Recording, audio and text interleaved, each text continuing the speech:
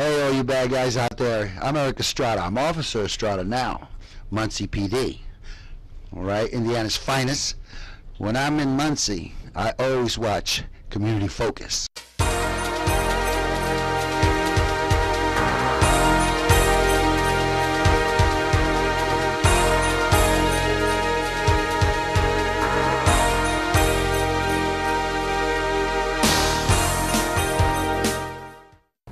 Good evening. Welcome to Community Focus. Another special guest from the Delaware County law enforcement community, the law enforcement person for the county, Mr. Jeff Arnold, the Delaware County Prosecutor. How are you, sir? Good, Roger. Thanks for having me here. Oh, I'm glad that you're here. I'd like to get you to update us on what's going on with the prosecutor's office. You've been in office now for A couple of years.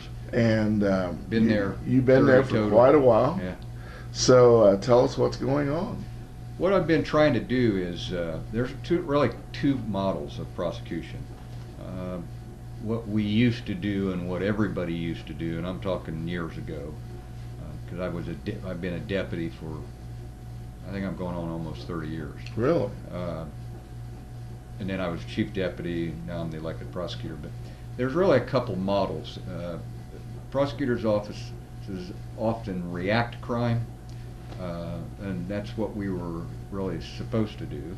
The police or another law enforcement agency brings us a case, presents us a case, or we go through a grand jury and the grand jury presents us with a case, and then we decide whether or not charges should be filed, or we decide what appropriate charges are in a certain case. Mm-hmm. Oftentimes people think, well, I'm going to press charges against you. You can't do that. I'm the only person that can press charges against somebody, and I represent the state of Indiana, oddly enough, as opposed to the victim. Normally victims think that the prosecutor's office represents the victim in the case against the defendant, but it's really we represent the state of Indiana. We try to help victims through victim advocacy. With that said, that is the old model of reacting to cases that law enforcement bring to my office and ask me to decide what kind of charges to file. What I'm trying to do, we're still doing that. Okay, I have one deputy assigned to every court. I don't think we have any extra deputies, if you count juvenile court and city court in that, which I have assignments on those. But I'm trying to change everything to community prosecution, which is not reactive but active about crime. So in other words, I'm not waiting for you or a law enforcement officer to bring me a crime, alleged crime. I'm trying to get the prosecutor's office actively involved in stopping crime before it happens. So reactive as opposed to active. Or even maybe proactive. Well, because I've seen you out in a lot of meetings and things, public meetings, community meetings, and talking to people and educating them about, well, like the safe stations, mm-hmm. Domestic violence, the Safe City initiative. So that's kind of proactive. That's what we're hoping to do, and I do a lot of that. My chief deputy, Judy Calhoun, does a lot of that, and then my deputies are also getting to the point where they can do some of that. But the time crunch and the small staff that I have, it's difficult to be proactive. Mm-hmm. It's difficult to be active, but that's what I expect my office to go towards, and that's what we're trying to do with a number of initiatives. I think we were pretty proactive on the bath salt issue. Mm-hmm. We alleged that they were being sold, had an undercover operation going for a while, and I think that everybody's going to get their day in court. Everybody's innocent until proven guilty, but I think we've tried to be proactive in the bath salt K2 spice issue. Those are really dangerous drugs. Can you tell us about those drugs a little bit? I mean, you know, we got those slides going, and from what people are hearing in the news, people are doing really crazy things on those drugs. They're doing the craziest things I've ever seen. You and I have been around a long time. We have. We've seen a lot of crazy things, but these drugs are just beyond what the drugs of the 60s, 70s, 80s, and 2000 You know, you talk about LSD, methamphetamine, even PCP, marijuana. These drugs are way beyond those. Of course, in Miami, we got the guy who ate the guy's face off. But even locally here, Channel 59, I saw last night where a guy ate the family dog that was on K2 and Spice. Which is basically synthetic marijuana. Synthetic marijuana. But that's, you know, chop up your grass, let it dry out, and pour a bunch of chemicals on it, and sell it as Spice or K2. I mean, I don't know why anybody would want to put that in their body. They don't know what they're putting in their body. No.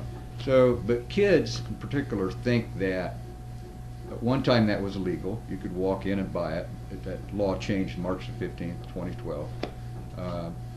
Thought it was legal, so it's not going to hurt me. They're finding out the hard way. And the medical community is seeing this so much. It's just a real scary problem. Well, when you talk about legal, you know, that canned air cleaner, I mean, we keep some of it sometimes in here for the computers. Technically that's legal, but it really, when you huff it, it really messes you up. You're right. But we're not seeing the kind of problems with that we're seeing with these synthetic drugs. The synthetic drugs, I mean, you know, I'm sure you've seen the news and the internet too, where people say, this is what the zombie apocalypse is going to be. These people getting weirded out on this, eating people's face, eating their babies, eating a family dog, and getting shot by police and still carrying on. I mean, that is just out of this world. I never imagined anything like that. Well, our community's not going to put up with that. So we've got to start on it. And Good. I think we've got some good education going with that, and I think we're starting to turn a corner on that use and having that stuff in our community. So again, I'm hoping that's a proactive approach to crime. The other thing that we're trying to do is in the domestic relations issue, and I campaigned on that 2 years ago. And what I'm finding is that it takes a lot longer to do things than what you think when you have an idea to do it right. I'm getting tremendous cooperation from the Muncie Police Department and Delaware County Sheriff's Department. I couldn't be happier with our relationship, with how we work together. But we're starting some new domestic violence initiatives and putting some things together that I think, again, are proactive. We haven't got them all put together yet, but we're working on it slowly. I know. And that's kind of an education issue, then again, Roger, as you well know. And you've heard me talk about that when I've been out at community fire stations and other places. Well, you know, those, it hasn't really hit the media, but I happen to know by talking to Mayor Tyler and Chief Eddie Bell and Police Chief Stewart that people has used those safe stations. And that's a great idea. It is. You know, everybody trusts being able to go to a fire department, but I don't think people really knew that that's a place that I can go if I'm not safe at home. They may be embarrassed because it's a family member, they may be afraid to go somewhere else, but those safe havens at the fire stations, that's a great idea. And we're seeing it used, and we need to encourage that as much as possible. Obviously. Even if you don't want to press charges against the person who may be perpetrating that against you, you can at least be safe. Right. And de-escalate the situation. Great word. Great Right. word. And we have that again on the scroller on Channel 60, the community bulletin board, and the logo and everything, and all those fire stations have that, and trying to educate the public that if you're being bullied, domestic situation, whatever, then you can go to one of those places. We're really getting our victim advocate programs more involved in domestic violence. Better Way does a great job. Mm-hmm. We work with them closely, but we're going to ramp that up. You're going to see some pretty cool things, I think, in the next 60 days in terms of how we're going to respond to domestic violence. It's really coming together. That's good. And MPD is I believe, is going to have some more officers pretty soon. They're putting out applications, and I think they've extended that a little bit to solicit some new officers. That's been my understanding. And the crimes, and you and I have talked about this over the years, as with other prosecutors, most of the crimes are, what do you think, about 90% drug, alcohol related in this community, or most communities? That's another good question. That's probably low, saying 90%. I lost count of how many murder trials I did over the years, but I know it's over between 70 and 100. Okay, and I can only think of 2 or 3 murder cases that don't involve the use or excessive use of alcohol or drugs. Most crimes, other than fraud, white collar, although some of those are driven by a addictions issue, but most crime has an element of either use or overuse of alcohol and drugs, particularly domestic violence.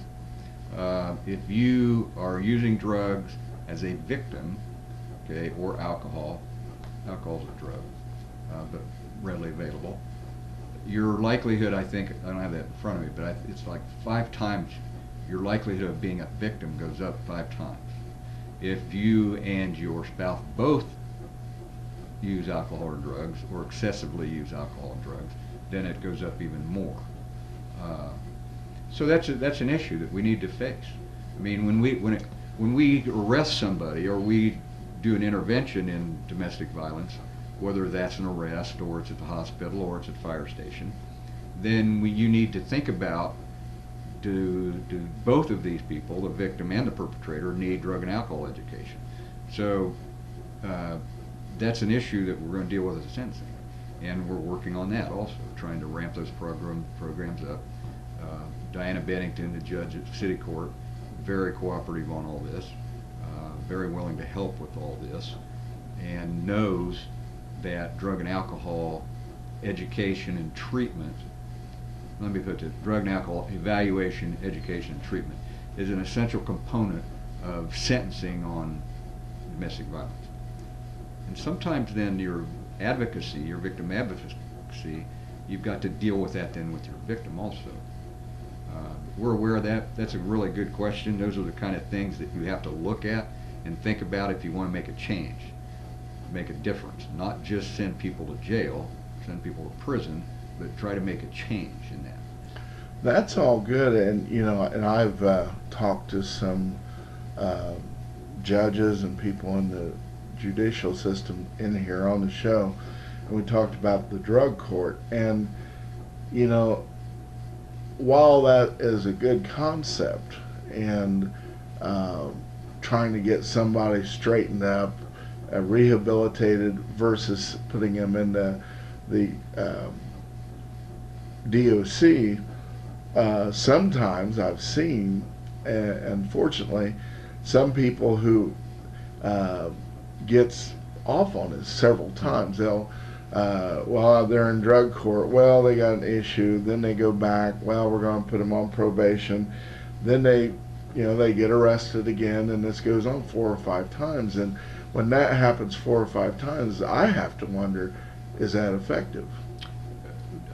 I've never known that to happen 4 or 5 times, Roger. It may have, and maybe I don't know about it, but, and I haven't assigned myself to drug court. I did that for 3 or 4 years a while back, but because of my schedule, I don't attend drug court right now, but one of my deputies does. But when I attended drug court and I was on that committee, if you committed another crime, that was automatic revocation out of drug court. So if there are people that are getting charged 4 or 5 times, I'm surprised at that. There may be a dirty urine or a dirty drug screen that the counselors decide, they're going to add extra ramifications to whatever they're doing, but I don't know about anybody being arrested. I'll tell you later about one in particular, but if there are, I need to know about it. Yeah, I think probably you should. But no, you know, and as I'll just put myself in the taxpayer group. When you see that, and you see the effect that has on some people around them and their family, you kind of wonder. You know, you think maybe you should talk to somebody about it and say, hey, you need to bring this to somebody's attention, because. Well, I think that not only would my deputy prosecutor, Carmen Malone, who does a really good job for me, she would want to know that. Mm-hmm. John Fike would want to know that. I don't think that if that's going on a regular basis, I can guarantee you we're not aware of that. Okay. And I don't think it is on a regular basis. Probably not on a regular basis. Drug court, the Department of Corrections limits how many people and in what situations you can send people to the Department of Corrections for D felonies, Mm-hmm. non-violent D felonies. That's usually drug use on yourself. Okay, if it's battery, you're not going to go to drug court. Delaware County everybody has it's not a quota, but DOC has asked all the counties to be very aware of alternatives to minor felons going to DOC. Delaware County, I'm on the board at Delaware County Community Corrections. Mm-hmm. They do a great job.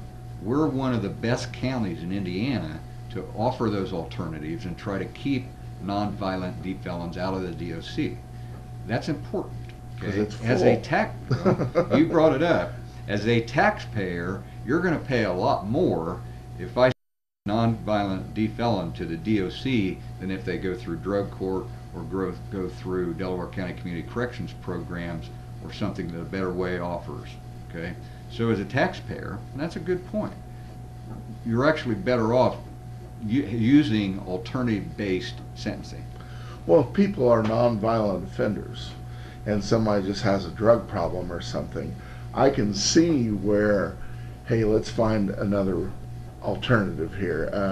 It may be home detention, it may be, whatever. Matter of fact, you can tell people right now what the alternatives are, because most of us don't know. Part of the problem is that it's rare that we find just a drug user. Right. They're usually your petty thieves also, or they've committed some type of fraud, or they have done something because there's bad choices that they're making because their addiction's driven. Okay, so the choices on that are drug court, different programs through community corrections, inpatient drug and alcohol treatment, outpatient drug and alcohol treatment.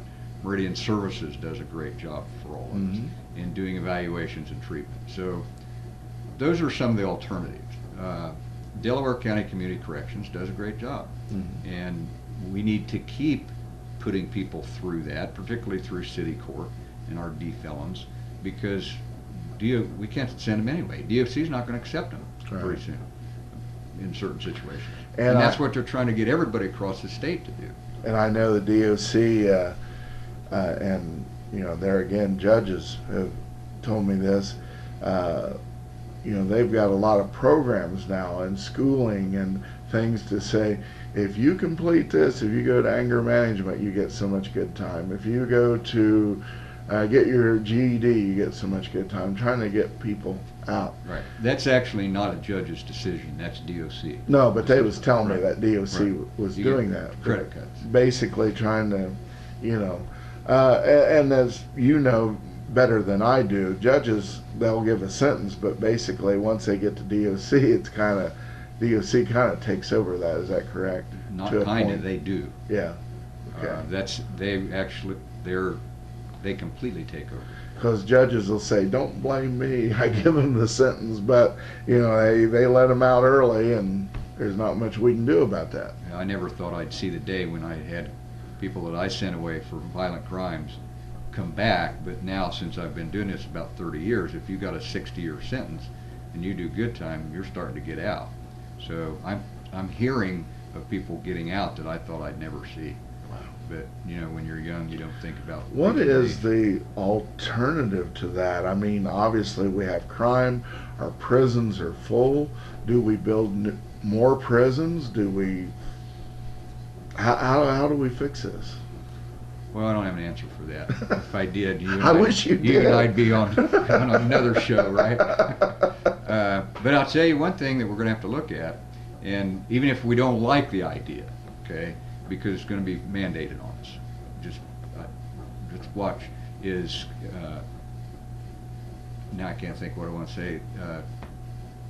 Like day treatment, release. Where you have you don't go to jail. We're going to have minimum security jails where people can get out and work. I don't know why I can't think of the name of that, Roger. Work release? Work release, thank you. Work release centers.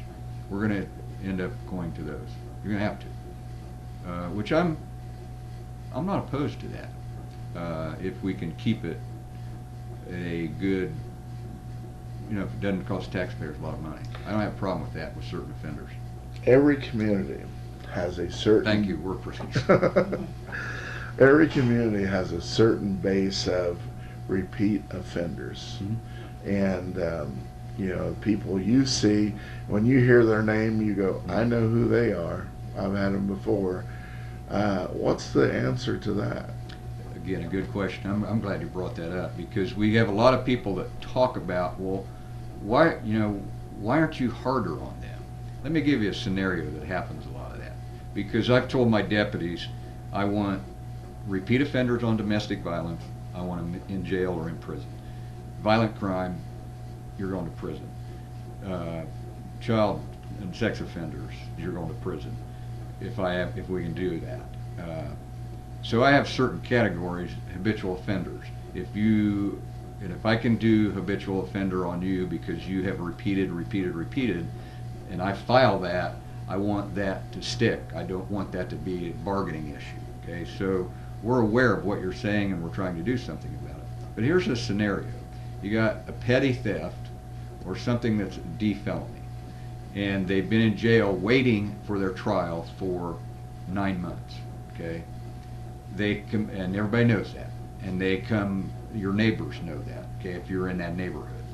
So it comes to trial about a year later, and the defense attorney and the prosecutor say, well, he'll plead guilty to that for time served, because if he goes to the DOC, his time's up. So he pleads guilty, he gets out. 2 or 3 months later, he commits another crime, it's a D felony. People don't realize that he may be gone for 9 months, but he comes back out because that's like a 2 to 3 year sentence. So we see a lot of those repeats. I see a lot of those repeats, and even ask some of my deputies sometimes, what's going on with this person? Why am I seeing him out? Why am I seeing this guy again? And it's because in, out on those sentences.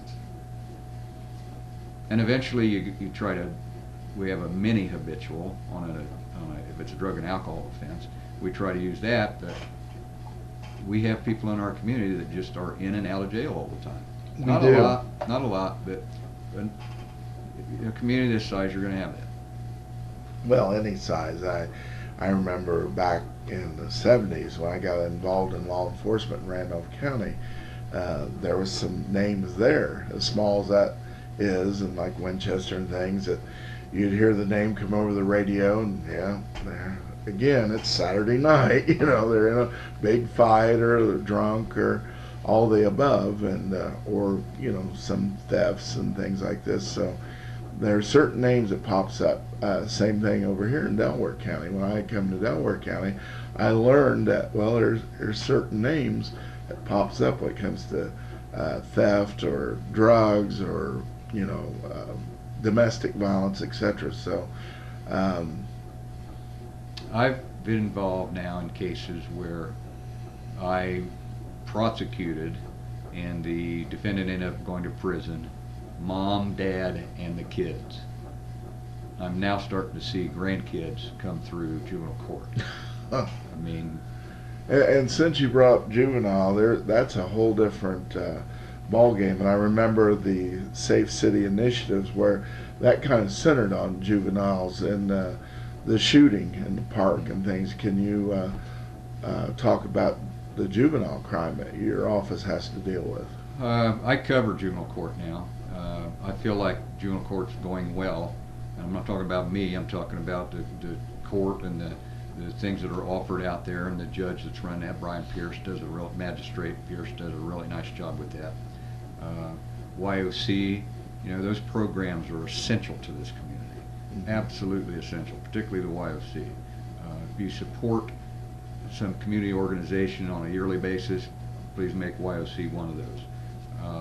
We have got to have those programs for juveniles.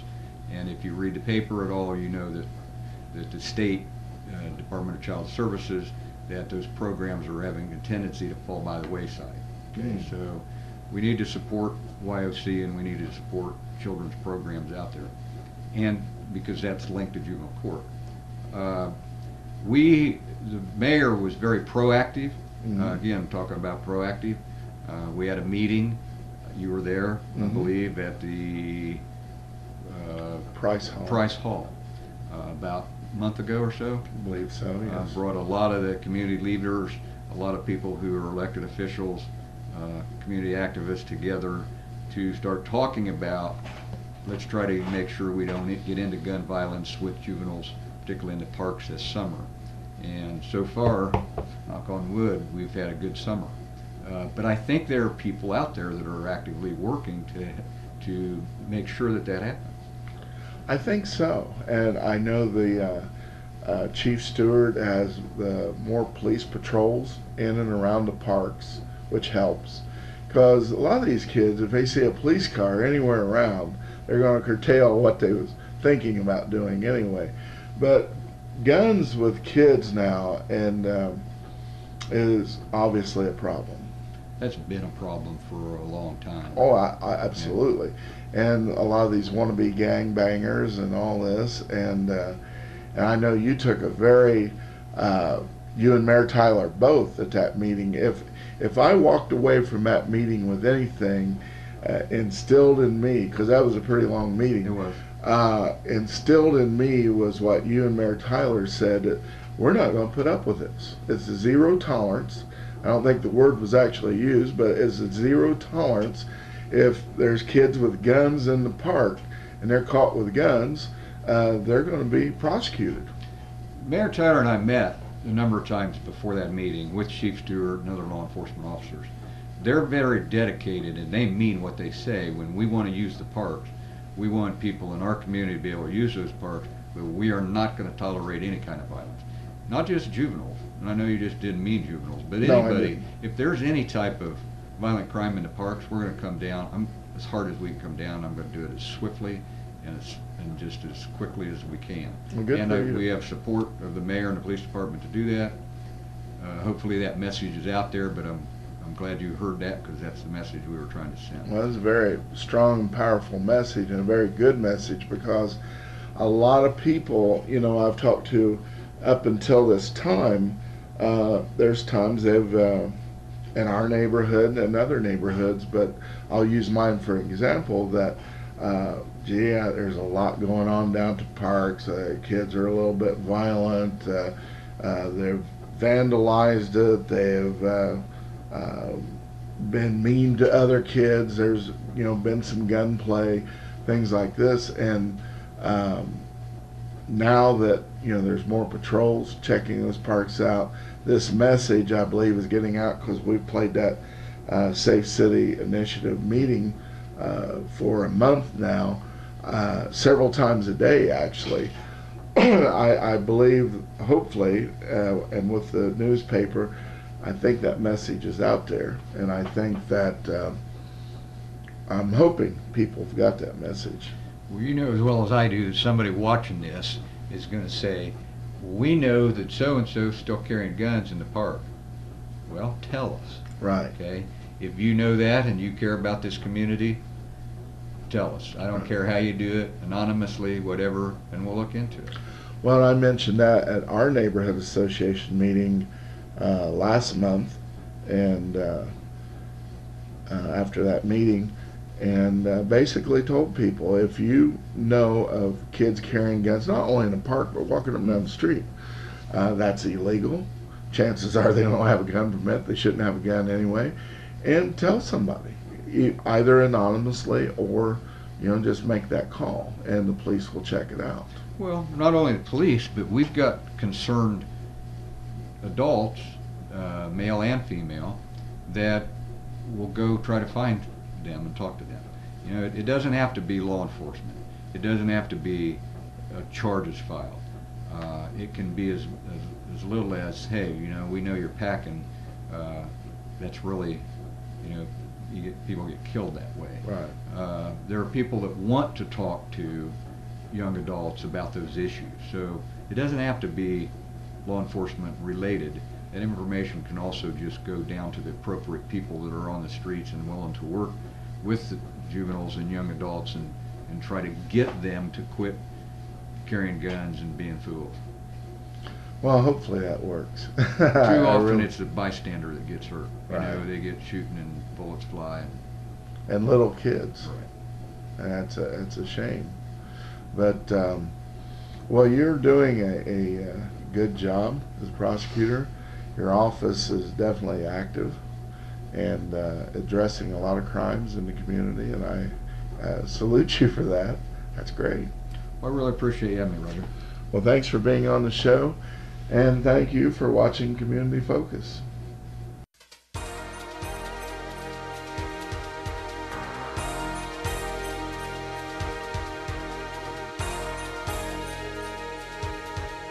Community Focus would like to thank the following underwriters for their help and support with our productions. Put your business up for everyone to see. Hometown Outdoor Advertising, 288-9000. Wishbone Gifts Incorporated, corner of Walnut and Jackson Street in Muncie. Best Built Computers, 25 years experience in computer repairs. 413 South Tillotson Avenue, Suite 1.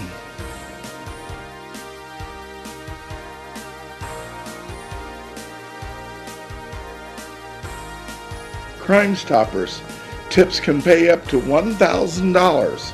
286-4050. You don't have to give your name. McGalliard Guns and More. 800 West McGalliard, Muncie, Indiana. 765-288-GUNS. This show is produced by Millennium Productions Incorporated. Thanks for watching.